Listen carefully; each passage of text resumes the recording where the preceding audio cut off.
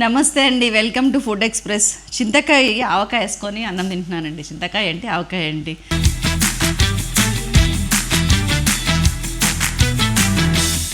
శైలజ గారు చింతకాయలో మామిడికాయలు కలిపారా? కాదు, ఇది చింత ఆవకాయ.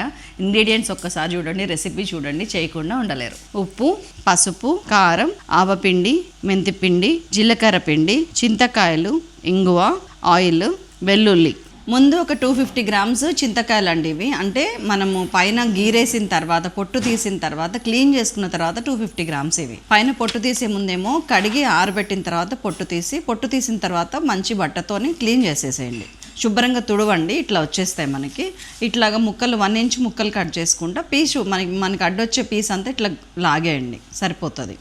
గింజతో సహా అలాగే వేయండి, ఏం కాదు. సో ఇట్లా ఉంచేసిన తర్వాత దీన్ని పక్కకు పెట్టేశాను. సో పోపేసుకోవాలి. ఇప్పుడు ఒక కడాయి తీసుకున్నాను, ఇందులో ఒక 100 ml ఆయిల్ తీసుకున్నాను. 250 గ్రామ్స్ చింత ఆవకాయకి 100 ml ఆయిల్ తీసుకున్నాను. 1 టీ స్పూన్ ఆవాలు, 1 టీ స్పూన్ జీలకర్ర వేసి కొంచెం లో ఫ్లేమ్ మీద పెట్టేసి దంచిన గార్లిక్ అండి, కచ్చపచ్చగా దంచిన గార్లిక్ ఒక ఫుల్ ఎల్లిపాయ మొత్తం వేసేసిన ఇందులో. అది ఇక్కడ వేసేసాను. ఫస్ట్ కొంచెం ఫ్రై అయిన తర్వాత లైట్ బ్రౌన్ షేడ్ లాగా వచ్చినప్పుడు ఒలిచిన గార్లిక్ కూడా వేసేసాను, ఒక ఫుల్. అది కూడా స్టవ్ కట్టేసి ఇంగు ఒక 1/2 టీ స్పూన్ వేసి పక్కకు పెట్టేశానండి. సో ఈ లోపు మనకి పోపు చల్లారుతుంది.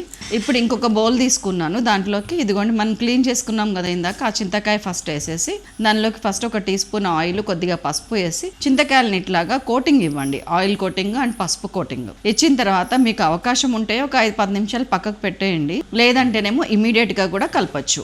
సాల్ట్ ఒక 2 టేబుల్ స్పూన్స్, కారం ఒక 2.5 టేబుల్ స్పూన్స్, ఆవపిండి ఒక 1.5 టేబుల్ స్పూను, మెంతిపిండి 1 టేబుల్ స్పూను, జీలకర్ర పొడి 1 టీ స్పూను. ఇవన్నీ వేసి మంచిగా కలపండి. ఆవకాయ పచ్చడి ఎట్లా పెడతామో ఇది కూడా అట్లానే పెడుతున్నాం మనం, గుర్తించండి. మంచిగా కలిపిన తర్వాత మనం ఆల్రెడీ తాలింపు వేసి పెట్టుకున్నాం కదా, దాన్ని కూడా వేసేసి కలిపేయండి. నేను సాల్ట్ చెక్ చేశాను, కరెక్ట్గా సరిపోయిందండి. ఇది ఎవ్రీడే ఒక్కొక్కసారి కలుపుకుంటా 3 రోజుల పాటు కలిపి 3వ రోజు సాయంత్రం నుంచి మీరు తినొచ్చు. అవసరాన్ని బట్టి అప్పుడు కొంచెం ఉప్పు, ఆయిల్ వేసుకోండి. That's all. మరి ఇంకేంటి ఆలస్యం?